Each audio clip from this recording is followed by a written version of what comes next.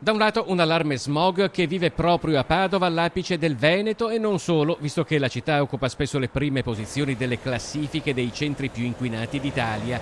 Dall'altro i problemi di lavoratori, pendolari, categorie commerciali, studenti e cittadini vari che si sentono penalizzati a vario titolo dal blocco del traffico che implacabile è scattato come previsto dall'accordo interregionale che si applica anche a Padova. Sono responsabile della salute pubblica, di conseguenza qualsiasi sforamento che viene fatto può essere imputato al sottoscritto perché è responsabile della salute pubblica. Quello che dobbiamo fare assieme è lavorare per un'aria più pulita, perché la nostra aria è fortemente inquinata. Nessuno si diverte a creare problemi alle persone, ha detto il sindaco Giordani, e tra chi accusa maggiori problemi ci sono gli artigiani che hanno preso posizione come categoria, lamentando anche il danno economico che il blocco del traffico comporta. L'artigiano, il lavoratore e tutto il resto deve entrare su Padova per fare i lavori, e anche se blocca il mezzo prima e entra, qualcosa deve muovere per entrare. L'inquinamento di Padova bisogna capire che da cosa è dovuto, se è dovuto a troppo riscaldamento